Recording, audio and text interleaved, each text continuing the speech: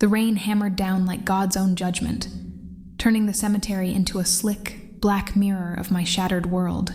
I stood there alone. Me, in my too-tight black dress that smelled faintly of mothballs from the back of the closet, clutching a single wilted rose against my chest. The casket gleamed under its plastic shroud, my husband's name etched in cold brass. Alexander James Harlan, beloved son, devoted husband. The priest droned on about eternal peace, but all I could hear was the thud of dirt hitting wood as they lowered him into the ground. No family, no friends, not even the woman who'd been my rock since kindergarten.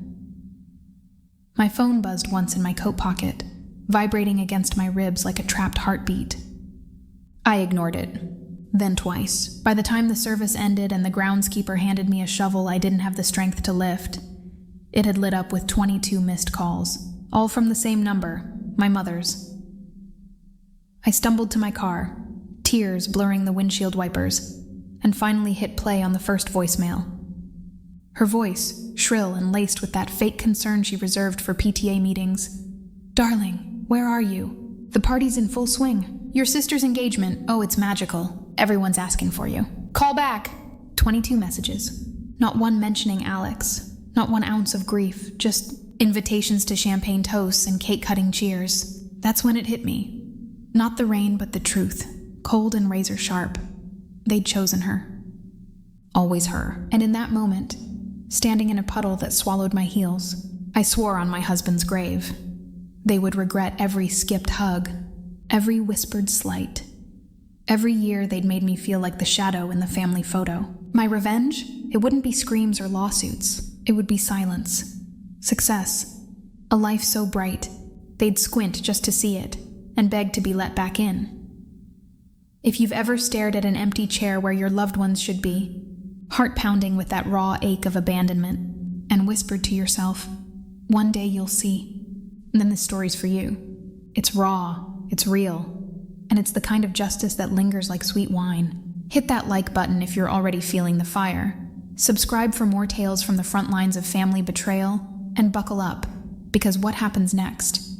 It's the revenge we all dream of when the world's kicked us down. Let me take you back, because to understand the storm that hit me that rainy Tuesday in October, you have to wade through the fog of the years before. My name's Elena Vasquez Harlan now, but back then, just plain old Elena Vasquez, the quiet middle child in a family that treated quiet like a curse. We grew up in a sprawling suburb outside Chicago, the kind of place where lawns are manicured like egos, and barbecues hide more grudges than gratitude. Our house was a colonial split-level, white siding peeling at the edges like old scabs, filled with the scent of my mother's overcooked pot roast and my father's endless lectures on making something of yourself. There was me, sandwiched between Isabella, my older sister, the golden girl with raven curls that cascaded like a shampoo commercial and a laugh that could charm birds from trees, and Sophia, the baby, all dimples and drama, who got away with murder because her tears were weaponized cuteness. Then Mom, Carla, a part-time realtor with a voice like cracking ice, always one crisis away from a migraine, and Dad, Ramon, a mechanic whose grease-stained hands built engines but couldn't fix the cracks in our home. Oh, and me, the fixer, the one who bandaged knees, balanced checkbooks, and swallowed her dreams so the family machine could hum along. I was 14 when I first felt the weight of being invisible. Isabella's Sweet 16, remember those? The rented hall with twinkling lights, a DJ spinning Madonna, and 200 guests in pastel dresses. I begged for a new outfit, something that didn't scream, "Hand me down." Mom sighed, her lipstick-smudged cigarette dangling. "Elena, mi hija, don't be selfish. Isabella needs this. You understand, right? You're the sensible one." Sensible. That's code for sacrifice. I wore Sophia's old frock, too short at the hem, and spent the night in the corner, nursing a flat soda while Isabella slow danced with her boyfriend du jour. Inside, my chest burned, not just anger, but a hollow throb, like someone had scooped out my ribs and left echoes. Why not me? I thought, staring at the punch bowl's rainbow swirls. When do I get the lights? Fast forward through high school, where I aced AP classes while Isabella flunked out with a wink in a boys. College? I clawed my way into Northwestern on scholarships, studying journalism because stories felt like the one place I could rewrite my own ending. Isabella dropped out of community college after one semester, landed a modeling gig that was mostly catalog poses, and came home with a trust fund boyfriend who bought her a convertible. Sophia? She was 12, already plotting her escape to Broadway with jazz hands and jazz cigarettes. And my best friend? Lily. God, Lily. We'd met in 3rd grade over shared crayons and secrets swapped under the playground slide. She was the spark to my steady flame. Blonde, bold, with freckles like constellations, and a laugh that bubbled like summer rain. We were inseparable. Sleepovers with contraband horror movies, late-night drives blasting The Cure, her hand in mine through every family storm. "You're the sister I chose, Elle," she'd say, braiding my hair while Mom screamed at Dad over unpaid bills. Lily was my anchor, or so I thought. That's when Alex entered the picture. I was 22, interning at the Chicago Tribune, buried in fact checks and coffee stains, when he crashed into my life, literally. Our bikes collided at a campus crosswalk, his front wheel tangled with mine, sending us sprawling in a heap of twisted spokes and scattered notebooks. He had this mop of chestnut hair, eyes the color of storm-tossed sea, and a grin that apologized before words could. "Holy hell, I'm sorry! Are you okay? Here, let me..." He fumbled for my scattered pages, his fingers brushing mine, warm and calloused from guitar strings. Alex Harlan, music major, dreamer with a beat-up acoustic, and a voice that could hush a room. We laughed it off over bad diner pie that night, and by dawn, I knew. This was different. This was home. We built a life from scraps, tiny apartment in Wrigleyville, walls papered with concert stubs and my bylines. He busked on corners for tips. I wrote freelance pieces that paid in exposure and ramen. But family? They tolerated him. Isabella called him the strummer, rolling her eyes at his gigs. Mom critiqued his unstable career over Easter ham. Dad grunted approvals but slipped me envelopes of cash, just in case. Lily? She adored him, until she didn't. The first real crack came at our wedding. Small affair, backyard of a rented park, wildflowers in mason jars, and Alex's bandmate on ukulele. I walked down the aisle in a thrift store gown, heart swelling like a balloon ready to burst. Isabella showed up 3 hours late, hungover in a dress that screamed bridesmaid sabotage, sheer panels where mine was modest lace. Traffic L, chill. Her breath reeked of mimosas. Sophia whined through the vows about missing her nap. Mom fussed over the cake. Dad checked his watch. Lily? She cornered me in the bathroom pre-ceremony, mascara smudged from happy tears. Babe, are you sure? Marriage is a trap.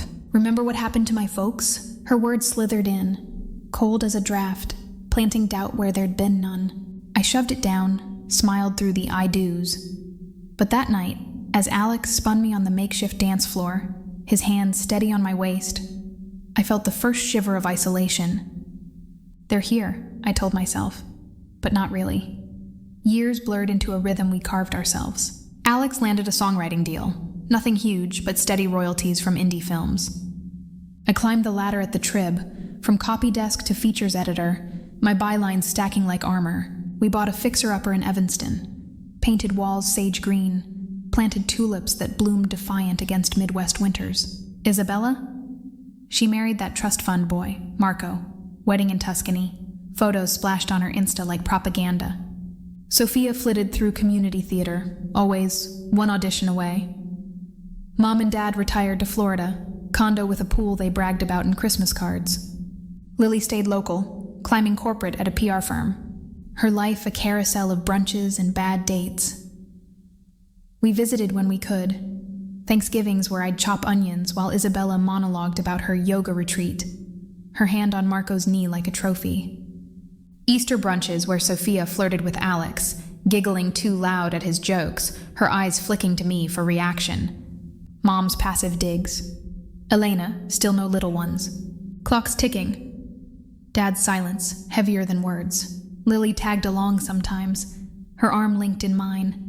But her stories always circled back to her wins, her heartbreaks, leaving me nodding, the listener again. Alex saw it all. God, he saw me, Nights when I'd curl into his side on our sagging couch, his fingers tracing lazy circles on my back. He'd murmur, "They're blind, love, but I'm not. You're the sun in this orbit." His voice, gravelly from late-night demos, wrapped around me like a quilt. We'd make love slow and fierce, bodies sinking like a song only we knew the words to. He was my mirror, reflecting the woman I forgot I was. Fierce, funny, unbreakable. But cracks widened. Isabella's first pregnancy announcement, over a group text, emoji hearts exploding like confetti. "Auntie Elena, baby bump incoming." I stared at my phone in our kitchen, sunlight slanting through the blinds, a knot twisting in my gut. Alex squeezed my hand over breakfast. "Our time, Elle. Not theirs." We tried. IVF rounds that drained our savings, needles pricking like accusations, months of negative lines blurring into grief. Family reactions? Crickets from Isabella, a pity pat from Mom. Maybe it's a sign. Sophia posted memes about child-free vibes. Lily? She texted, "Kids are overrated. Let's do wine night." But her eyes when we met darted away, like my pain was contagious. Then, the diagnosis. 6 months ago. Wait, no, let's count the scars properly. It was March. Cherry blossoms mocking us from the branches as we sat in that sterile doctor's office. Alex pale under the fluorescence, his hand clammy in mine. Stage 4 pancreatic. Aggressive. The words landed like punches. Thud, thud, each one stealing breath. We drove home in silence, rain smearing the windshield like tears we couldn't shed yet. That night, he held me as sobs racked my body, his whisper hot against my ear. "Fight with me, Elena. Promise." We did. Chemo suites that smelled of antiseptic and despair. His hair falling in clumps we swept into the trash like secrets. I quit features to freelance full-time, piecing together income from puff pieces while holding his basin during heaves that left him curled fetal. Family? Isabella sent a fruit basket, unsigned. Sophia called once. "That sucks, Elle. Send pics?" Mom forwarded articles on miracle cures. Dad wired $500 with a note. "For whatever helps." Lily visited twice. First with takeout that went uneaten. Second with a scarf she just had lying around. Her hugs were quick, perfunctory, her eyes on her phone. "You're so strong, babe." I couldn't. Strong? I was unraveling. Nights alone when he'd sleep. I'd pace our hallway, floorboards creaking under bare feet, fists clenched until nails bit palms. Why them? Why not here? The betrayal wasn't loud.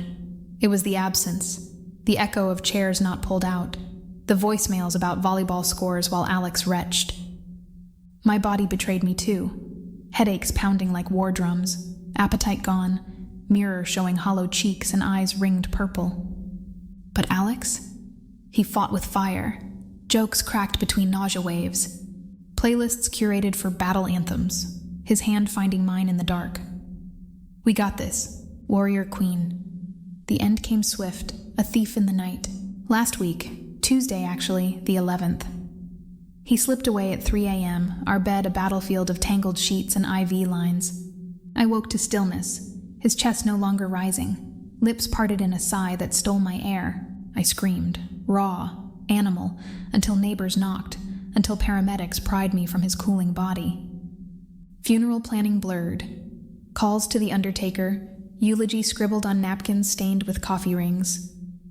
I texted the family group. Alex's service, Friday 2 p.m., Oakwood Cemetery. Please come. Responses? Thumbs up emojis from Isabella, a K from Sophia. Mom. We'll try, honey. Lily. There if I can swing it. Friday dawned gray, sky bruised purple. I dressed alone, black sheath clinging like a second skin, heels wobbling on grief-weak legs. The church was empty, save for Alex's cousin from Milwaukee, a distant aunt with watery eyes, and 3 bandmates in ill-fitting suits, guitars propped like sentinels. No parents, no sisters, no best friend. The organ wheezed, amazing grace, notes hanging heavy, mocking. I gripped the pew, knuckles whitening, nails digging crescents into palms. Where are they? My mind raced. Car trouble? Flight delayed? No. Deep down the whisper, not important enough. Cemetery next. Rain started as the procession crawled, tires hissing on wet asphalt, wipers thumping like a dirge. I stood under the awning, wind whipping my veil, watching the hole yawn black in the earth. The priest's words washed over. In the midst of life, we are in death.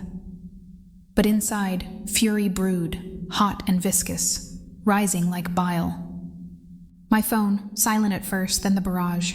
I waited until the last shovelful thudded, the crowd trickling away with awkward hugs. Alone now, truly alone, I scrolled.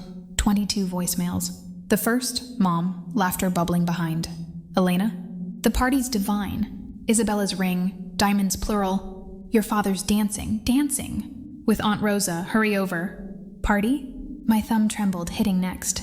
Isabella. Sis. Marco proposed again, surprise renewal. Everyone's here. Where's my maid of honor? LOL. Sophia, giggly, slurred. L, the cake's 3 tiers. Come slice. Lily. Babe, it's epic. Your fam's killing it. Miss you call. Each one a knife twist. Sparkling gowns, clinking glasses. Toast to their joy while Alex's dirt settled.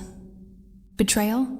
No, this was annihilation. I sank to the grass, mud soaking my stockings, sobs choking out in gasps. Knees to chest, rocking, the world narrowed to rain patter and phone glow. 30 years, I thought, rage crystallizing. 30 years of second place, of next time, of being the glue no one thanked.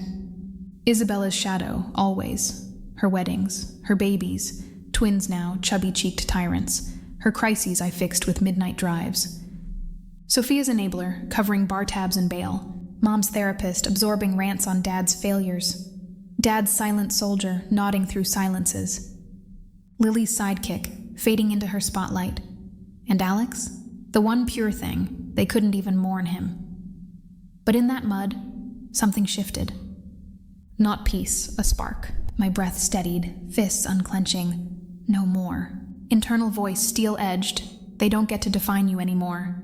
Build without them. Shine so bright they burn. I stood, legs numb, and drove. Not home, but to a coffee shop, notebook in hand. First entry, list, boundaries, empire. The calls kept coming that night, voicemails piling like accusations. I let them ring, each buzz a reminder. By dawn, plan forming, cut ties, clean. No dramatic scenes yet. Silence first, the loudest scream. I blocked the group chat, deleted Lily's contact, packed Alex's demo tapes into boxes labeled My Fuel. His life insurance? Modest but enough, $250K. Seed money. Turning point hit Monday. Back at the Trib, condolences murmured. Desk piled with flowers wilting like old apologies. Editor, grizzled Tom, clapped my shoulder. Take time, Harlan. But I couldn't. Grief was a beast, but so was I. That night, laptop open, I pitched my first solo project, a podcast. Widow's Echoes, stories of loss, resilience, raw voices from the brink. Alex's songs as theme, his gravelly cover of Hallelujah weaving through episodes. First guest, me. Recording in our empty living room, mic trembling in hand. Hi, I'm Elena. My husband died last week. My family, they threw a party. Voice cracked, but I pushed. And that's okay, because I'm rising. Uploads hit Spotify, Apple, crickets at first, then shares. Emails, you spoke my silence. Listeners climbed 500, 1K, 5K. Sponsors trickled, grief counseling apps. Artisanal teas for tough mornings. I quit the Trib 6 months in. Nerves electric, diving full time. Evanston house sold. Profit funneled into a studio downtown. Exposed brick and soundproof foam smelling of fresh paint and possibility. Family? Radio silence from me bred noise from them. First ping. Mom's email. 2 months post-funeral. Elena, why the cold shoulder? We're worried. Isabella's shower next month. Details attached. Attached. Evite with glittery fonts. Registry links to crystal stemware. I stared at the screen, cursor hovering over delete, heart thudding like bass. No. Reply. None. Internal roar. Let them stew. Escalation built slow, delicious. Isabella's texts, unblocked for intel, dripped entitlement. L, twins baptism. Godmother, pretty please, attached. Ultrasound pics. Her belly in a bump-style gown. I pictured her cooing over cribs while Alex's ashes sat unvisited. Blocked again. Sophia's drunk dials. Sis, life's rough. Loan, 2K? Voicemail slurs, background laughter. Another audition flop, no doubt. Lily's the gut punch mutual friend relay. Lily's engaged. Asking about you. Says you ghosted after the thing. The thing. Alex's death, her no-show? I laughed, bitter, barking, alone in my studio. Mike picking up the echo for a bonus episode. Ghosting? Try vanishing act. Meanwhile, my world bloomed. Podcast hit 50K downloads. Interviews with widows founding charities. Burn survivors penning bestsellers. Alex's songs, licensed for an indie flick, royalties rolling in. I dated, cautious, coffee meets with kind-eyed professors who quoted poetry but never stayed. Therapy twice weekly, couch in a sunlit office unpacking the knot. Betrayal's a teacher, Elena, Dr. Rao said, her bangles clinking softly. What does it teach you? Boundaries, I whispered. Self. By year 1, Widow's Echoes birthed a book deal. Echoes unsilenced, reclaiming after loss. Ghostwriter? None. I wrote in fever bursts, coffee cold, fingers flying over keys. Alex's photo on my desk, grinning, midstrum, whispering, keep going. Launch party, rooftop in Lincoln Park, skyline twinkling, 200 souls toasting with mocktails, no family invites. But the buzz? NPR spot, NYT review. Harlan's voice cuts like a survivor's blade, sharp, unflinching. Tension peaked at the 2-year mark. Mom's birthday, her 60th, big bash in Florida. Evite forwarded by accident or ploy? Family only, but we'd love you, as if. I was mid-podcast tour, Seattle rain mirroring Chicago's, when the call came. Unblocked for business. Isabella's voice syrup sweet. L, long time. Mom's not great, depression or whatever. Needs her girls. Fly down? Depression. After skipping my hell? My hotel room spun. Curtains billowing, city hum distant. Internal storm. They need now? After crickets? No, but the spark flared. Confrontation time. Not rage, precision. I booked the flight. Not for hugs. For truth. Landed in Tampa heat. Humidity clinging like guilt. Rental car humming south to their condo. Pink stucco. Palms swaying mockingly. Doorbell chimed. Mom opening in a moo-moo, eyes widening. Elena! My God, look at you, glowing, glowing. From their neglect. Hugs exchanged, stiff, perfumed. Inside, balloons, cake tears sagging. Sophia in a sundress too tight. Lily, there. Arm around a bland fiancé. Her smile faltering. Elle, we missed you. We, as if. Dinner. Shrimp scampi steaming. Wine poured heavy. Small talk skated. Weather, twins milestones. Isabella's eyes on my ringless hand. Still solo? Alex was sweet. Sweet. My fork scraped plate, metal screeching. Dad cleared throat. Heard you're writing. Good for you. Good for you. The dam cracked. I set down my glass, clink echoing, and leaned forward, voice steady as steel. Alex died 2 years ago today. You know that? Silence blanketed, shrimp forgotten. Mom's hand fluttered. Of course, darling. We sent flowers. No, you sent an unsigned basket. To a party. Words landed, ripples widening. Isabella's brow furrowed. What party? Oh, the renewal. Marco surprised me. We invited 22 voicemails. All party. No grave. My pulse thrummed, but calm held. Years of mic time honing the edge. Sophia shifted. Elle, we were gonna come later. Traffic? Later? Like always? Laughter bubbled. Mine, sharp as glass. Sweet 16, corner shadow. Wedding, late and loaded. IVF fails memes. Alex's chemo, articles. His funeral, champagne. Faces paled. Mom's lipstick stark. Lily's freckles stark against flush. Lily leaned in. Babe, I was swamped. PR crunch. But we're besties. Besties ghost funerals. I pulled out my phone. Voicemails queued. Speaker blaring her giggle. Epic. Your fam's killing it. Gasps rippled. Lily's eyes welled. I forgot. God, Elle, I'm sorry. Sorry. The word hung insufficient. I stood, chair scraping tile like nails on chalkboard. 30 years. I fixed your messes, held your hands, swallowed my spotlight. Alex saw me, us, and you couldn't even see his casket. Dad's voice rumbled. Elena, family forgives. Family? You're strangers in sequins. Air thickened, tension coiling like a spring. Isabella's chin lifted, classic defense. You're dramatic. Always were. We have lives, and now? So do I. I slid a copy of my book across the table. Hardcover gleaming, dust jacket my face, fierce-eyed. #1 on Audible. Podcast 2 million downloads. TED Talk next month. Rising from echoes. Jaws slackened. Sophia's whisper. Whoa, sis. Mom's fingers traced the spine. This, you? Me, without you. Lily's fiancé shifted, uncomfortable. She clutched his hand, knuckles white. We can fix this. Dinner next week? I smiled, slow, radiant, the kind that doesn't reach eyes. No, but send the review if it stings. Door opened behind me, humid night beckoning. One last look, their faces, shock fracturing masks, regret dawning like a bruise. Goodbye. Not slammed, clicked shut, final as a lock. In the car, engine humming, tears came, not grief, but release. Salt on lips, hands steady on wheel, done. But oh, that wasn't the end. The real payoff unfurled like a slow burn, each revelation a ember fanned to flame. Back in Chicago, studio lights buzzing, I hit record for a special episode. The family I chose. No names, veiled enough for deniability, raw enough to resonate. They partied while I buried my heart, and in their absence, I unearthed gold. Uploaded at midnight, it exploded. 100K downloads by dawn, comments flooding. This is my story. Queen energy.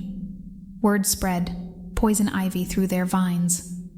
First crack, Sophia's DM unblocked for the show. Elle heard the pod, brutal, but proud, can we talk? Proud.